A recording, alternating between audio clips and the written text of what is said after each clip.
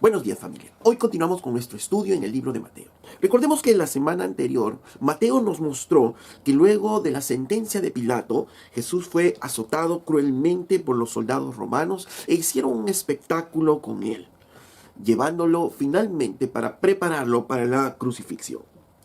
Recordemos además que la crucifixión es la culminación, por decirlo así, de esta historia de redención, siendo a su vez también el centro mismo de todo el plan de salvación de nuestro Dios. En la cruz, Dios va a demostrar su amor, y el amor de Dios alcanza su máxima expresión cuando Jesucristo va a dar su vida por los pecadores. Pero asimismo, la cruz nos va a mostrar hasta dónde puede llegar la maldad del hombre. Y justamente Mateo nos lleva a mirar eso, hasta dónde puede llegar la maldad del hombre. Sin embargo, también es importante y necesario poder entender que necesitamos un entendimiento mínimo de la cruz para poder salvarnos. Pues al ser el centro mismo de nuestra salvación y ser la culminación de esta nuestra redención, si no entendemos un poco de lo que la cruz significa, es muy difícil que podamos llegar a ser salvos. Y a su vez también es muy difícil que un creyente pueda madurar aún más si no tenemos un entendimiento cada vez mayor acerca de la cruz y de lo que significó la cruz.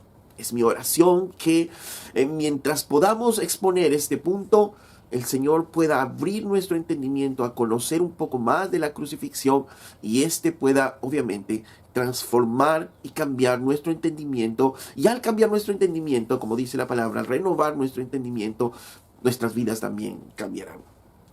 ¿Ok? Recordemos que Jesús fue arrestado el jueves en la noche y toda la madrugada del viernes pasó de estar en la casa de Anás, pasó a la casa de Caifás. Y toda la madrugada ahí estuvieron interrogándole los falsos testigos. Y luego de eso, muy temprano, armaron un concilio para poder darle cierta legalidad a lo que habían hecho. Pero como ya hemos visto, fue todo un atropello aún legal, ¿no? Para la jurisprudencia de ese tiempo. Ok, pero muy temprano también llevan a Jesús a Pilato.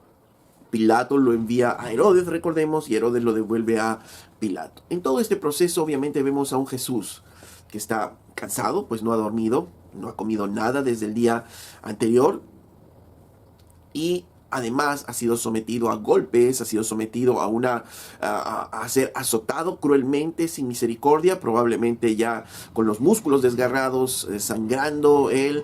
Entonces vemos a un Jesús bastante agotado, a un Jesús que físicamente, obviamente las fuerzas no van a dar más. Y esto es lo que Mateo justamente nos refleja en este versículo. Vamos a Mateo capítulo 27, verso 32 en adelante. Dice: cuando salían, hallaron a un hombre de Cirene que se llamaba Simón, y a este obligaron a que llevase la cruz. Normalmente se dice que los reos, las víctimas de la crucifixión, tenían que llevar sus cruces. Algunos refieren que estas cruces, los maderos horizontales pesaban aproximadamente 50, y que la cruz en total, que medía por lo menos más de 1 metro del tamaño de una persona, pesaba aproximadamente unos 130 kilos, ¿no? Entonces el reo era obligado a llevar este peso hasta el lugar de la crucifixión. Ahora, vemos aquí que tienen que obligar a otro hombre, a Simón de Cirene, a llevar la cruz, pues Jesús ya en sus fuerzas no podía hacerlo. ¿Por qué? Como habíamos dicho, estaba sin sueño, estaba sin comida, y había sido brutalmente azotado, sangrando, adolorido, y obviamente estaba totalmente agotado, ¿no? Como humano, como carne, estaba totalmente agotado y le era casi imposible llevar entonces esa cruz. De manera que tienen que obligar a este hombre, nos cuenta Mateo, para que lleve la cruz. Dice el verso 33, y cuando llegaron a un lugar llamado el Gólgota, que significa el lugar de la calavera, le dieron a beber vinagre. Ok, aquí entonces vemos que Jesús es crucificado fuera de la misma ciudad. Y fuera de la misma ciudad, ¿por qué? Porque iba a ser crucificado. Y recordemos que para la ley judía, todo aquel que era colgado de un madero, sea crucifixión o otro tipo de madero, otro tipo de tortura de ese tipo, esto era considerado una maldición. y no podía ser dentro de la ciudad, tenía que ser fuera de la ciudad, expulsado de la ciudad. Esto vemos en Deuteronomio capítulo 21, en el verso 22. Justamente nos encontramos con esto. Dice, si alguno hubiera cometido algún crimen digno de muerte y lo hicierais morir y lo colgareis en un madero, no dejaréis que su cuerpo pase la noche sobre el madero, sin falta lo enterrarás el mismo día, porque maldito por Dios es el colgado, y no contaminarás tu tierra que Jehová tu Dios te da por heredad.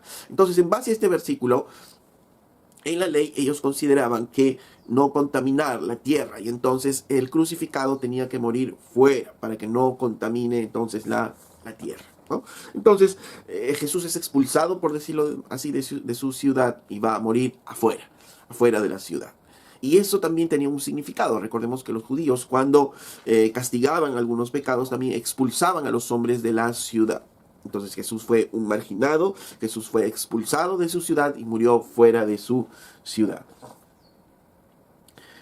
Inmediatamente en ese mismo versículo nos dice en el verso 34 que le dieron a beber vinagre mezclado con hiel, pero después de haberlo probado no quiso beberlo. ¿Qué es este vinagre mezclado con hiel? Marcos nos refiere de que este hiel es la mirra, y en general la hiel nos está hablando de algo amargo, y la mirra era algo amargo mezclado con vinagre, ¿no? Y esta era una mezcla que los soldados daban a los crucificados. ¿Para qué? Esto era como un narcótico que obviamente por un corto tiempo producía cierto trastorno en su sensorio, cierta somnolencia, y obviamente lo adormecía también de los dolores al crucificado. Ahora uno podrá decir, esto lo hacen seguramente por misericordia, por los dolores de la cruz. No lo hacen por misericordia, sino que al momento de crucificar, al momento de poner los clavos sobre el cuerpo del reo, obviamente producía mucho dolor, y la reacción natural de defensa del reo obviamente iba a ser violenta. Entonces, para evitar la violencia, para evitar estar sujetando al reo y estar luchando contra la fuerza, lo narcotizaban, de manera que podían ponerlo los clavos, y ya al pasar este efecto iba a poder sentir el dolor de la tortura. Pues recordemos que la finalidad de la cruz, la finalidad de la crucifixión, era que provocar el mayor dolor en el reo, ¿no? Entonces este fue el objetivo, y por eso es que le daban este narcótico. Ahora dice que Jesús lo rechazó esta bebida, rechazó este narcótico. ¿Por qué? Porque ya Jesús lo había dicho, que estos dolores era parte de la copa que Dios había preparado, porque Él iba a asumir los pecados de aquellos a los cuales iba a salvar, y por ello es que Él tenía que beber toda la copa que el Padre le había dado. En Mateo 26, verso 39, ya lo vemos cuando Él mismo expresa y dice, Padre mío, si es posible, pasa de mí esta copa, pero no sea como yo quiero, sino tú. O sea, hay una copa que tengo que beber.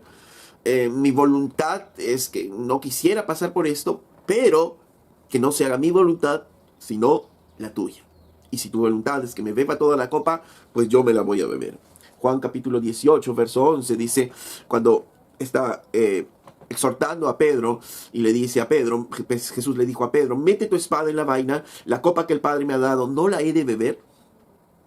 Jesús tenía claro que era una copa que él debía de beber, que era la voluntad del Padre que él la beba, y él no iba a hacer nada para cortar camino, no iba a hacer nada para poder esquivar esta copa, sino que él se la iba a beber toda, hasta la última gota. ¿Por quién? Por ti y por mí, para podernos dar salvación. Recordemos que esta copa es la ira de Dios, producto ¿qué? De los pecados de él, no, porque él era un hombre justo, ha sido demostrado públicamente en estos dos juicios, inclusive no hay pecado en él, no hay de qué acusarle, solo de que es el Hijo de Dios, de una verdad. Por tanto, era la copa, era la ira de Dios que iba a tomar un justo por los pecados de los injustos. Verso 35 dice, cuando le hubieron crucificado, repartieron entre sí sus vestidos echando suertes. Cuando le hubieran crucificado. Mateo describe el hecho mismo de la crucifixión en 3 palabras. Cuando le hubieran crucificado. ¿Por qué es de esta forma tan escueta, ¿no? Algunos piensan de que la crucifixión era algo conocido en ese tiempo y por tanto no necesitaba mayores detalles. Todos sabían, si hablaban de un crucificado, sabían que era un instrumento de tortura, era lo más doloroso que había en esos tiempos y por tanto no tenía necesidad de describir mayor cosa. Y es posible que esto suceda, pero también recordemos que estando de este lado ahora de la historia, de este lado de la cruz, es importante mirar un poco lo que significaba la cruz, porque el día de hoy se ha como dicen algunos, domesticado la cruz, ¿no? Se ha hecho tan trivial la cruz, ¿no? Que a veces no entendemos el significado mismo de lo que significaba la cruz, ¿no? Para algunos la cruz ahora es un símbolo que solo llevan en una cadena en el cuello, es un símbolo religioso, pero nada más. Pero recordemos que la cruz era un instrumento de tortura y la finalidad era provocar el mayor de los dolores al crucificado. La cruz se refiere que tiene origen en Persia, y ejecutaban de esta manera a los traidores, ¿no? A aquellos malhechores, y los levantaban por encima de la tierra para que dar un ejemplo a todos los demás. Los griegos tomaron también la crucifixión y empezaron a perfeccionar esta tortura, y quienes perfeccionaron mucho más esta tortura fueron los romanos, ¿no? Los romanos lo usaban frecuentemente a los pueblos que iban a conquistar, a los traidores, ¿no? Los crucificaban, a aquellos que subversivos los crucificaban, y no los crucificaban en lugares alejados, sino en medio de las ciudades muchas veces, o en carreteras, en lugares donde puedan ser visibles estos crucificados, y poner un ejemplo de esto les va a pasar si ustedes también hacen lo mismo. Por tanto, crucificar para los romanos no era algo extraño, no era algo raro, sino al contrario, era bastante común. Y ver a crucificados en ese tiempo también era algo bastante común. Ahora, es interesante que los evangelistas no nos muestran el detalle de cómo es que fue crucificado Jesús. Pero debemos, como decía, recordar un poquito para poder mirar un poco de los sufrimientos de Jesús, ¿no? Y tratar de imaginarnos de repente esto para poder entender un poco mejor el Evangelio. Ahora, la víctima obviamente la echaban sobre la cruz y le clavaban los clavos, ¿no? en las dos extremidades y luego en los pies. Ahora, los romanos, ¿no? Al perfeccionar esta tortura, lo que habían hecho es justamente poner en semiflexión las rodillas y de esta manera clavar las extremidades inferiores a la cruz. El primer dolor, además del dolor de los clavos, va a surgir cuando es levantado, ¿no? Este sujeto en la cruz, y todo el peso va a colgar de sus extremidades superiores, ¿no? Es el primer dolor desgarrador que va a sentir, el clavo en medio de las articulaciones, el clavo ahí en medio de los huesos, produciendo el desgarro de los ligamentos, de los tendones que están ahí, ¿no? Es el primer dolor. Y si el sujeto no quiere mantener el peso ahí, tenía que levantar las piernas. Y al levantar las piernas significaba también poner el peso ahora en sus extremidades inferiores, produciendo de igual manera un dolor desgarrador, porque el hueso está entre los tendones, entre los huesos, produciendo pues este desgarro entre los huesos de los ligamentos y todas las estructuras que hay ahí. Ahora, la posición de estar con los brazos extendidos es una posición que no va a permitir respirar fácilmente en el tiempo.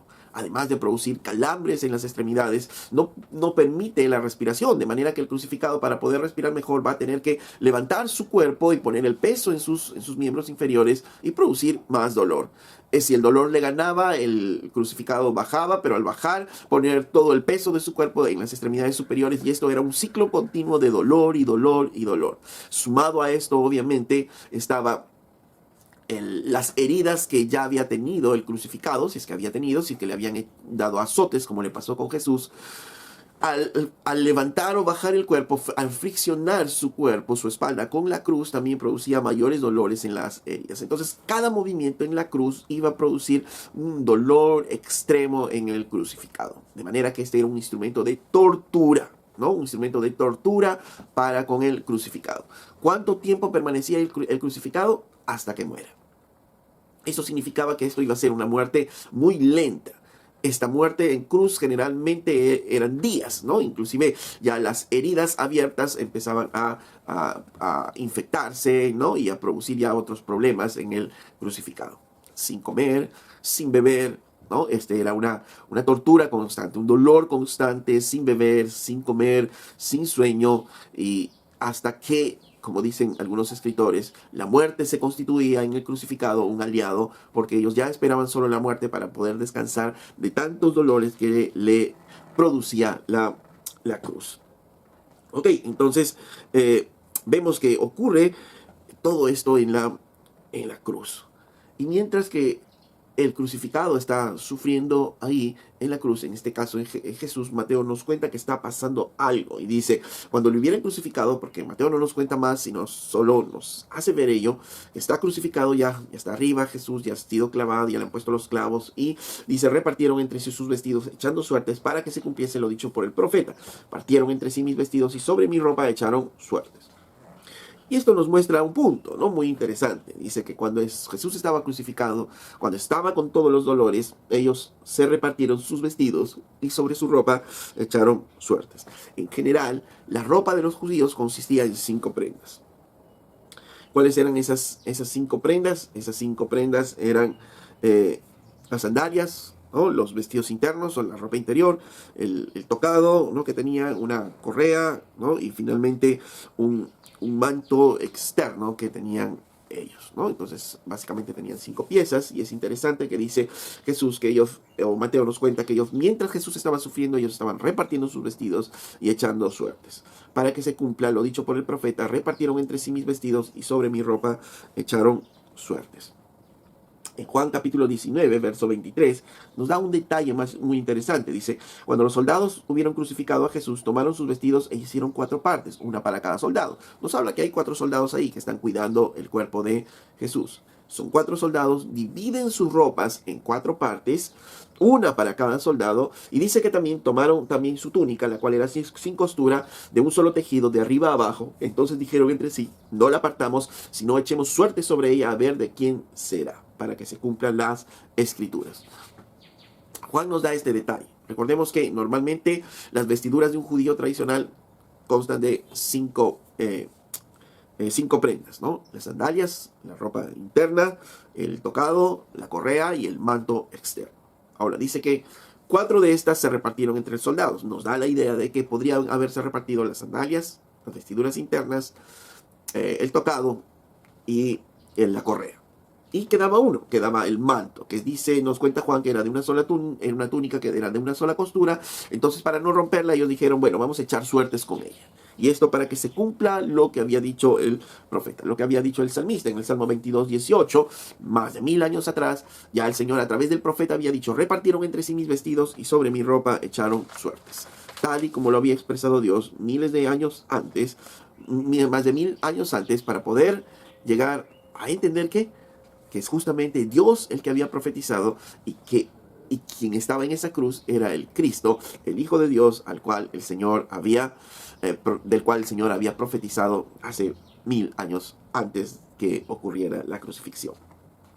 Pero además esta situación nos muestra algo más, como decía, es que la indiferencia de los soldados al dolor de este hombre. Este hombre está desgarrándose de dolor ahí en la cruz.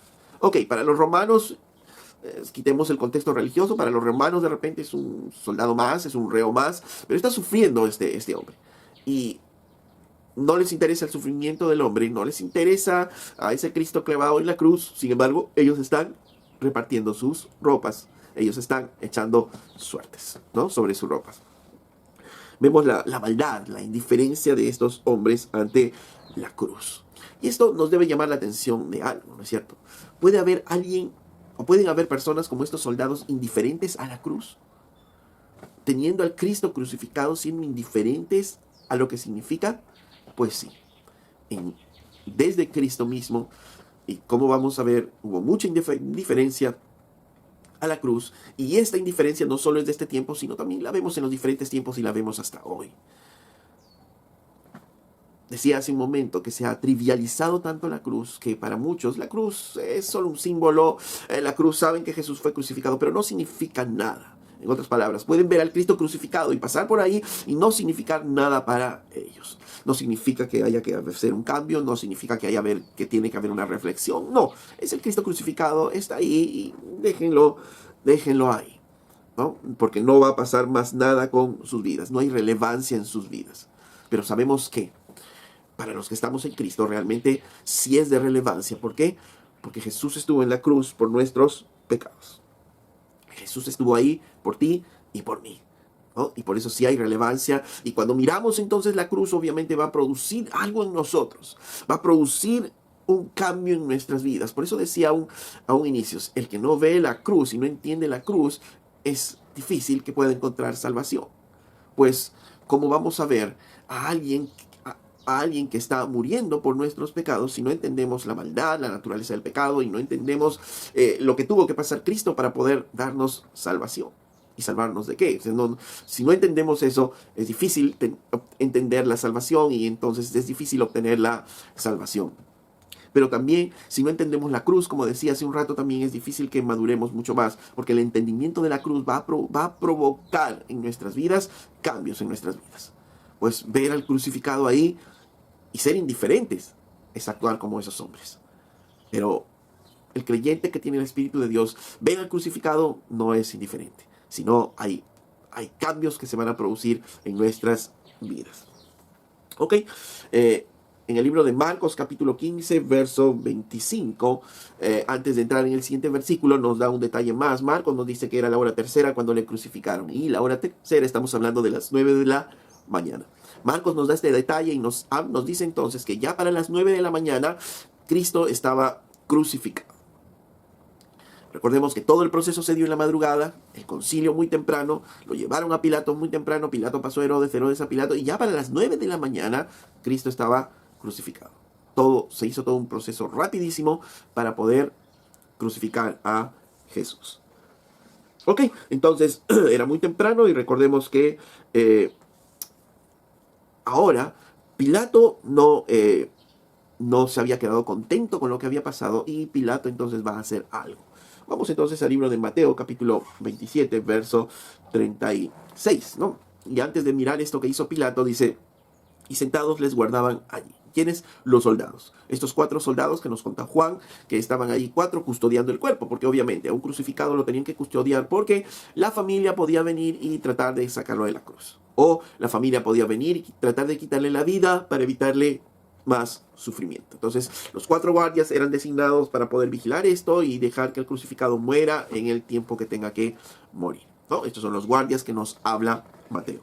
Verso 37, entonces le pusieron sobre su cabeza escrita, este es Jesús, el rey de los judíos.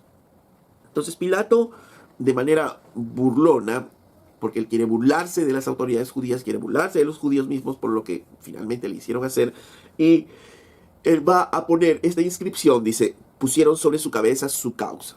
Cuando el crucificado llevaba su cruz, llevaba generalmente un letrero que decía por qué lo estaban crucificando, ¿no? Entonces la gente sabía por qué lo crucificaban, por sedicioso, por subversivo, por ladrón, etcétera, etcétera. No todos sabían, miraban su causa en su cuello, colgado en su cuello, y sabían por qué iba a morir. Entonces, obviamente, en Jesús no encontraron ningún delito. ¿Y cuál fue su delito?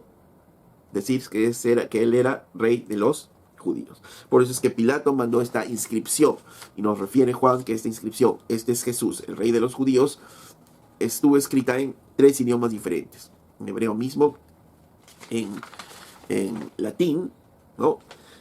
¿Para qué? Para que todo el que pasara por ahí sepa esto, sepa la burla hacia los judíos. Hebreo, griego y latín, los idiomas más comunes de ese momento, y casi todo el mundo que pasaba sabía. ¿Por qué lo mataron? Porque era el rey de los judíos, ¿no? Entonces, Juan capítulo 19, verso 19 dice, escribió también Pilato un título que puso sobre la cruz, el cual decía Jesús Nazareno, rey de los judíos. Y muchos de los judíos leyeron este título porque el lugar donde Jesús fue crucificado estaba cerca de la ciudad y el título estaba escrito en hebreo, en griego y en latín. Dijeron a Pilato los principales sacerdotes de los judíos, no escribas rey de los judíos, sino que él dijo, soy rey de los judíos. Respondió Pilato, lo que he escrito, he escrito. Pilato quería burlarse de estos hombres, sabía que esto les iba a irritar, y manda a escribir estas palabras, Jesús Nazareno, rey de los judíos. Jesús, rey de los judíos. ¿Por qué murió? Porque Jesús era rey de los judíos. Entonces se molestaron tanto a las autoridades judías que fueron donde Pilato y le dijeron, no escribas eso, escribe, él dijo ser rey de los judíos, ¿no? Él dijo, soy rey de los judíos, que ese era su delito, que él decía ser rey de los judíos. Y Pilato dijo, no, lo que está escrito, está escrito. Él lo había escrito, él muere por ser rey de los judíos. Volviendo a Mateo entonces, en el verso 38 dice, entonces crucificaron con él a 2 ladrones, uno a la derecha y el otro a la izquierda. 2 malhechores fueron crucificados con Jesús, ¿no? Y para que 2 hombres sean crucificados, para que alguien sea crucificado, definitivamente era un malhechor, un ladrón, alguien que había escogido tener una mala vida. Entonces quitémonos la idea de eso del ladrón bueno o el ladrón malo, porque aparentaría, ¿no?, la idea de que es un ladrón bueno, cuando acá hay un ladrón bueno. No hay ningún ladrón bueno. Estos son malhechores que escogieron tener una mala vida de delitos y por eso eran crucificados con Jesús. ¿Ok? ¿Y por qué es que tenía que ser crucificado entre dos malhechores? Porque así lo dice así lo dicen las Escrituras, ¿no? Las Escrituras justamente ya habían afirmado esto antes. Dice en Isaías 53, verso 12. Dice, por tanto yo le daré parte con los grandes y con los fuertes repartirá despojos, por cuanto derramó su vida hasta la muerte y fue contado con los pecadores, habiendo él llevado el pecado de muchos y orado por los transgresores. Dice que Jesús, ¿no?, fue contado entre los malhechores. Fue contado entre los pecadores, fue contado con los pecadores, ¿no? Y esto nos da claramente la idea, ¿no? Él murió entre los dos malhechores. ¿Y por qué murió de esta muerte? ¿Él pudo morir acaso de un infarto? ¿Jesús pudo morir de alguna enfermedad? No, tenía que morir de una muerte violenta entre malhechores. ¿Por qué? Y este es algo muy interesante, ¿no?, que podamos meditar. Porque recordemos que si Jesús tuvo que morir así, si Jesús tuvo que ser golpeado, torturado de esa manera, era porque eso es lo que merecía tu pecado. Eso es lo que merecía nuestro pecado. Por tanto, el ver a Cristo en la cruz es recordar que eso es lo que nosotros merecíamos por nuestro pecado. Eso es lo que merecía nuestro pecado. Morir de la peor manera. Mira, te puedes imaginar, podemos imaginarnos un rato, que nosotros merecíamos y merecemos morir de la peor manera, que todo hombre, al ser pecador, merece morir de la peor manera. Hoy en día muchas veces abogamos ¿por qué? Abogamos por tener una muerte decente, ¿no? Abogamos justamente por que aún los ladrones tengan una muerte digna, se dice, ¿no? Ese es el término. Pero realmente a los ojos de Dios, nosotros merecíamos una muerte indigna, la peor de las muertes, lo peor que nos pudo haber pasado en esta vida. Y obviamente cuando miramos esta perspectiva de la cruz, esto va a cambiar inclusive algunas cosas en nuestras vidas, porque obviamente muchas veces en nuestra soberbia estamos diciendo, estamos pensando, no, pero yo no me lo merecía eso, yo no merecía que me pase eso. Señor, ¿dónde estuviste tú cuando me pasaba esas cosas? ¿No? ¿Por qué? Porque de repente algunos en nuestro pasado hemos vivido cosas muy violentas, cosas muy duras, de repente cada uno de nosotros, y en nuestra mente está, ¿no? Como alguien preguntaba y decía, ¿y dónde estuvo Dios cuando pasó esas cosas? ¿Dónde estuvo, Señor, esas cosas? Cuando me pasó aquello, cuando me pasó lo otro, ¿no? Y empezamos a tener esos cuestionamientos con Dios, ¿no? Y es que somos soberbios y pensamos que nada de eso nos merecíamos que nos pase. Pero la cruz nos dice otra cosa. La cruz nos dice que que nosotros merecíamos todo ello y aún mucho más. Merecíamos una muerte violenta, merecíamos una tortura por nuestros pecados. Decía que a veces nosotros, o en este mundo, se ha trivializado tanto la cruz, se ha trivializado tanto el pecado que no entendemos justamente la magnitud de nuestro pecado. Porque por nuestro pecado, por lo que hicimos nosotros, ¿y qué hicimos? Desobedeciste a tus padres, ¿no? Desobedeciste a tus maestros de clase, hiciste esas travesuras de repente, faltaste a tus amigos, mentiste, robaste de repente en el colegio, y por todo eso, mereces tú la peor de las muertes. Porque nosotros somos muy campeones en decir, no, estas son pequeñas cosas, eso Dios no los toma en cuenta. Pues claro que sí, como vamos a ver más adelante. Porque tú y yo, por todos los pecados que hemos tenido, merecíamos una muerte violenta. Merecíamos morir así como esos malhechores. Por eso es que Cristo tuvo que morir así y tomar ese nuestro lugar en la cruz. Volvemos a Mateo entonces. Vamos al versículo al versículo 39. Y los que pasaban le injuriaban meneando la cabeza. Aquí Mateo nos va a mostrar, como nos mostró versículos anteriores, una vez más la humillación de Cristo. A la gente no le bastó que ya había sido torturado de esa manera, que ahora esté siendo torturado en la cruz, que le esté pasando sus dolores. No, eso no interesa. Ahora la gente quería seguir burlándose de Jesús, ¿no? Y dice que en el verso 39 dice, y los que pasaban le injuriaban meneando la cabeza y diciendo, tú que derribas el templo y en 3 días lo reedificas, sálvate a ti mismo, si eres hijo de Dios, desciende de la cruz. Se había popularizado al parecer esta acusación. Recuerden que Jesús era acusado de que él había dicho que iba a destruir el templo y en 3 días lo reedificaría. Las palabras exactas de Jesús fueron que cuando ustedes destruyan este templo, yo lo volveré a levantar en 3 días. Pero siempre Jesús dijo, cuando ustedes lo destruyan. Era la acusación hacia los judíos. Pero eso ellos lo tergiversaron y que dijeron, tú que has dicho que vas a tirar el templo y lo levantarás en 3 días. Entonces decían, sálvate a ti mismo, si eres realmente el Hijo de Dios, como dices, ¿no? Era una burla. ¿Y quiénes se burlaban? Los primeros personajes que aparecen aquí, los que pasaban. ¿Quién eran esos los que pasaban? Las autoridades, no, cualquiera. Cualquier persona que estaba pasando por ahí. Recordemos que habíamos dicho que los crucificados estaban generalmente en un camino. Entonces todos los que pasaban por ahí, en ese camino, dice que se burlaban, moviendo la cabeza, y le decían, si tú eres hijo de Dios, vamos, bájate de esa cruz. Tú que decías que destruirías el templo y lo reedificarías en 3 días, vamos, si eres capaz de hacer un milagro así, sálvate a ti mismo, ¿no? Y dice que ellos movían la cabeza, le injuriaban, le insultaban, dice ese término, le insultaban moviendo la cabeza, haciendo gestos, ¿no? Le insultaban a Jesús. ¿Por qué? Porque esta gente que era voluble, justamente, que unos días antes lo vitorió en la entrada a Jerusalén diciendo Hosana al Altísimo, ahora ya cambió de entendimiento, de mente, ¿no? De voluntad, y unos días antes lo vitoriaban como el Mesías, y ahora, viéndolo en la cruz, se burlan de él. ¿Por qué? Porque esta gente fue tan voluble rápidamente. Recordemos que los judíos tenían una idea del Mesías. La idea del Mesías era que él venía para triunfar. ¿Y de en qué consistiría su triunfo? En que él iba a vencer y derrocar a todos los tiranos de Roma, e iba a instaurar el reino de Israel, y un reino de gran prosperidad y de gran victoria. Total, él era un hombre que había multiplicado los panes, había hecho milagros. Entonces, este es nuestro Mesías. Él va a venir, se va a sentar en el trono de David y va a comenzar un tiempo glorioso. Pero cuando ven a Jesús, atado por los sacerdotes, escupido, golpeado, humillado, siendo nada como humano, y ahora en la cruz, obviamente, ellos, las aspiraciones que tenían se fueron abajo, se desilusionaron, y entonces ahora ellos se convierten en el grupo de personas también que se están burlando de Jesús.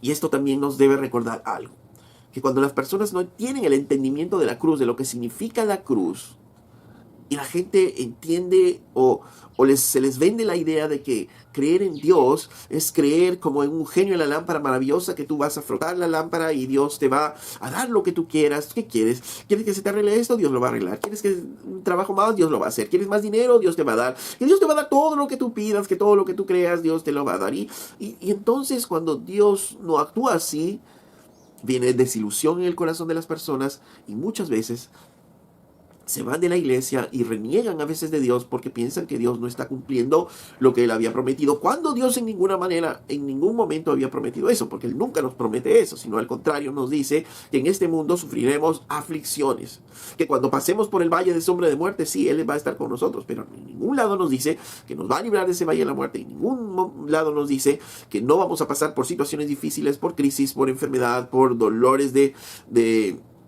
muerte inclusive, pero que sí, Él iba a estar con nosotros en todo ese proceso.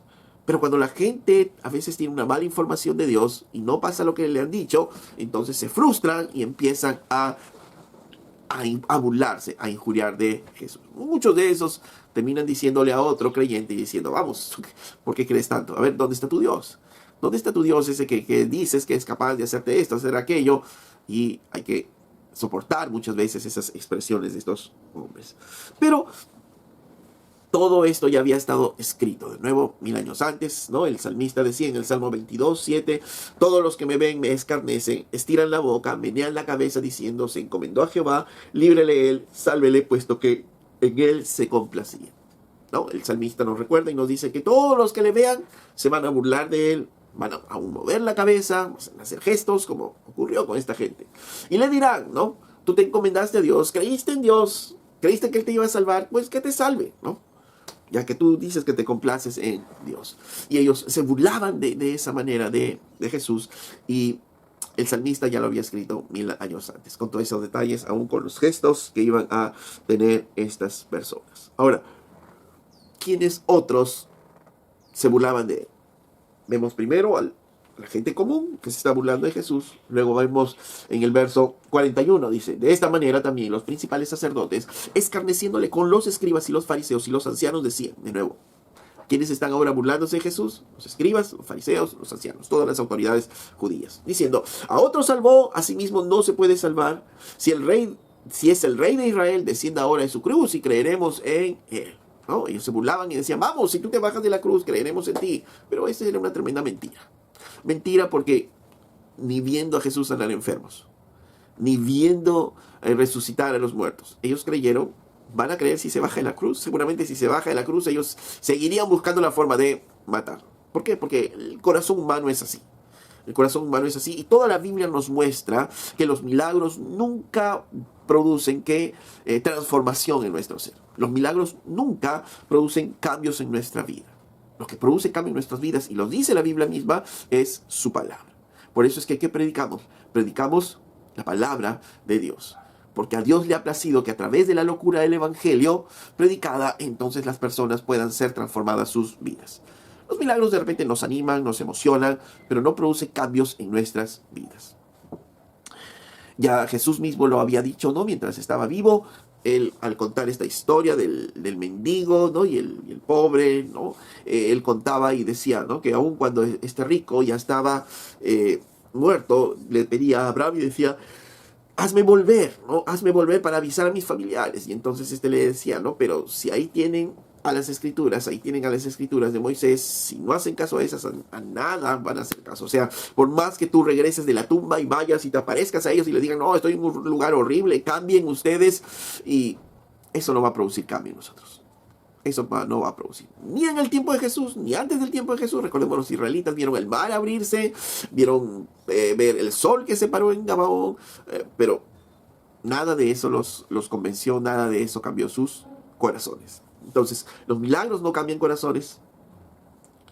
La palabra de Dios es la que cambia nuestras vidas. ¿Ok? Entonces, estos hombres estaban diciendo, si te bajas de ahí, nosotros te creeremos. Mentira, ¿no? Eso era una gran mentira. Solo era para burlarse una vez más de Jesús. Tú dices que eres rey, entonces sálvate a ti mismo. Desciende de la cruz y creeremos en ti. Confió en Dios, líbrale ahora si Él quiere, porque ha dicho, soy hijo de Dios. Le decían, tú has dicho, eres hijo de Dios, vamos, libérate, sálvate. Sal de esa cruz. ¿No? Y de nuevo, ¿qué están pidiendo estos hombres? Señales. ¿Y cuál es la característica de estos hombres? Que piden señales. Cuando se estuvieron con Jesús en vida, que le dijeron, muéstranos señales del cielo. Y Jesús, que les dijo, pues solo les voy a mostrar la señal del profeta Jonás, ¿no? Derriben este templo y en 3 días lo levantaré, ¿no? Entonces, hablando de su muerte y de su resurrección, pero él les dijo, señales, yo no les voy a dar ninguna señal. Ya está, ya han visto ustedes todo lo que tienen que ver, yo no les voy a dar ninguna señal. Herodes, nos dice la Biblia, que cuando le dijeron que lo estaban llevando a él, se sentía muy contento porque sabía que Jesús había hecho muchos milagros y quería que le haga a él un milagro, ¿no? Delante de él para verlo, ¿no? Que estaba pidiendo señales, ¿no? Y esa es la característica de estos hombres, ¿no? Ahora estos hombres están nuevamente pidiendo señales. Vamos, tú que confiabas en Dios, baja de una vez, ¿no? Y de esa cruz, y muéstranos, y nosotros vamos a creer en ti. Porque están siempre pidiendo señales. Pero ¿Dios le iba a dar esa señal? No, porque Él ya había dado su palabra, Cristo ya había predicado, y ellos tenían que convertirse por la palabra, creyendo por fe en la palabra predicada. Entonces, para cerrar solo esto, tengamos cuidado porque a veces nuestro corazón como humano se inclina por buscar señales. Y queremos señales, ¿no? Muchas veces. Seguramente hemos dicho, Señor, si tú me haces esto, vamos a hacer nosotros aquello. Pero ¿quiénes somos nosotros para poder condicionar a Dios? ¿Quiénes somos nosotros para poderle decir a Dios, Dios, si tú me haces esto, yo voy a hacer esto, yo te voy a servir? ¿Quiénes somos nosotros? Nosotros somos las criaturas, no somos el Creador. Y queremos condicionar al Creador, pues estamos mal y estamos actuando como estos hombres, ¿no? No está en el creyente buscar las señales. ¿Está en qué? En confiar en la palabra predicada. Pero Mateo nos muestra algo más. ¿Quién más se burlaba de estos hombres? Dice el verso 44. Lo mismo le injuriaban también los ladrones que estaban crucificados con él. Y esto es el colmo, ¿no? La gente que pasaba por ahí, ok. Gente voluble, ignorante, que pasaba por ahí, ok. Pero ahora las autoridades ya desde antes lo habían hecho. Pero ahora estos hombres que estaban sufriendo igual la tortura de estar colgados en la cruz, tuvieron un espacio para su maldad, para burlarse de Jesús. Estando en la cruz, sufriendo en la cruz, todavía tuvieron el corazón para burlarse de Jesús. Y realmente esto es lo que vemos, ¿no? Jesús estando en sus momentos difíciles, ¿no?, de dolor, y todos seguían burlándose, ¿no? Jesús siendo humillado, siendo avergonzado en esa cruz. Y cuando vemos, como decía, la cruz, ¿qué es lo que aprendemos? ¿Qué es lo que debemos ver? Porque lo que no debe surgir en nuestros corazones es ay, pobrecito Jesús, mira cómo ha muerto en la cruz. No, ese efecto no debe causar. Hace unos años hubo una película, ¿no?, La Pasión de Cristo, y en esta se miraba escenas bastante desgarradoras de la pasión. Pero producía varios efectos. Producía miedo en los niños de repente, producía un poco de rechazo, ¿no?, a las escenas en algunos, y algunos decían, no, esto es muy violento, ¿no? Y no, así no. ¿Por qué? Porque se rechaza justamente el verdadero entendimiento de la cruz. Y no es para temer, no es para nosotros decir pobrecito, no es para rechazar, sino es para qué. ¿Para qué miramos la cruz o por qué tomamos en cuenta esto? Es para poder entender un poquito más el plan de salvación y lo que significó para nosotros la cruz. ¿Por qué? Porque al mirar la cruz, ¿qué es lo que vemos? Tenemos que ver la grandeza del amor de Dios. Porque si quieres saber cuánto Dios te amó, ¿dónde debes ver? En la cruz. La cruz nos debe hacer ver que el gran amor de Dios. En Romanos capítulo 5, verso 8, Pablo decía, mas Dios muestra su amor para con nosotros en que siendo aún pecadores, Cristo murió por nosotros. La cruz nos muestra el gran amor de Dios. ¿Quieres saber si Dios te ama? Mira la cruz. No mires las circunstancias. Algunas personas dicen, no, yo siento que Dios me ama porque Él me bendice, porque Él me da esto, porque Él me da aquello. No, estamos equivocados. El gran amor de Dios no se muestra ahí. Esas son bendiciones agregadas al gran amor de Dios. Pero el gran amor de Dios se muestra ¿dónde? En la cruz. Otras personas dicen, no, yo creo que Dios no me ama porque mira, estoy enfermo, porque me pasa aquello, me pasa lo otro. No. Ahí no mires el amor de Dios. El amor de Dios tiene que ser visto ¿dónde? En la cruz. ¿Por qué? Porque Jesús murió ahí en la cruz por ti y por mí. Si cayó y Él no se movió de esa cruz, es por ti y por mí. Pasó toda esa vergüenza, es por tu pecado, por mi pecado, ¿no? Y por eso muestra ese gran amor, porque nosotros deberíamos haber muerto en esa cruz. Tú deberías haber estado en esa cruz, ¿no? A Dios, al ver tus pecados, debería haberte escupido, debería haberte maltratado y morir como el peor de los delincuentes en esa cruz, siendo torturado y con dolor.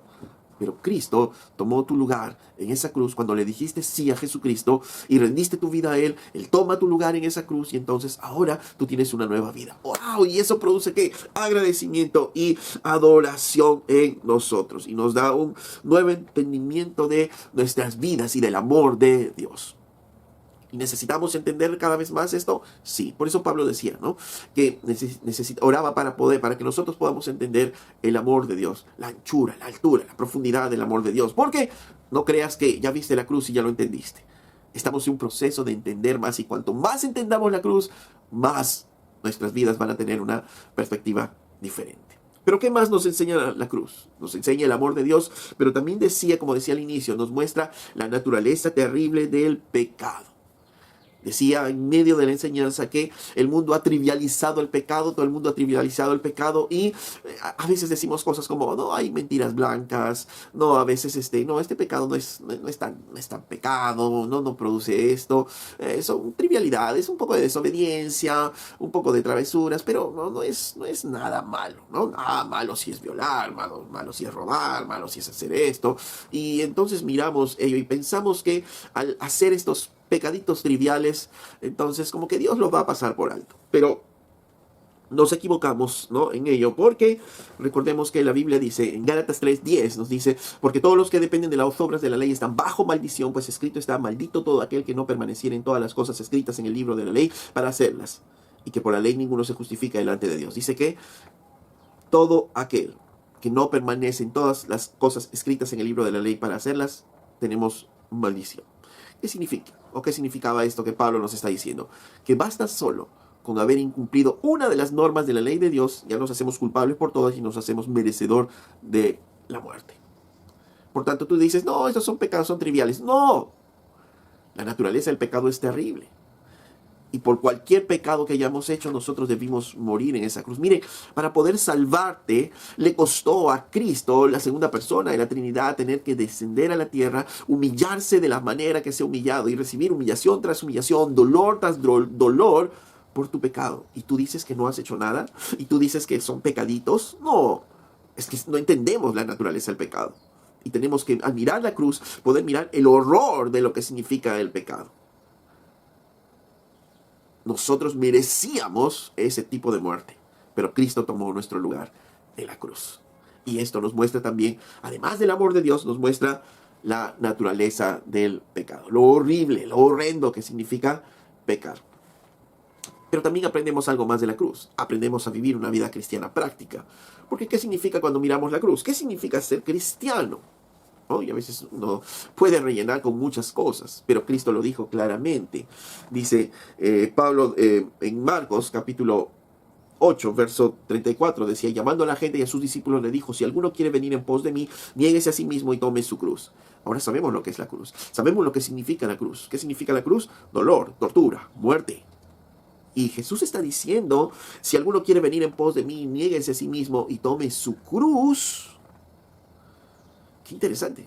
Tenemos que negarnos. ¿Por qué? Porque al negarnos a nosotros mismos, produce dolor muchas veces. Porque todos nosotros venimos con propias voluntades, con anhelos, con sueños y todo ello. ¿Y qué tenemos que hacer cuando llegamos a Cristo? Entregárselo todo a Él. Y dejar que Él haga su voluntad en nosotros. Y eso produce dolor. Porque cada día uno quiere hacer su propia voluntad.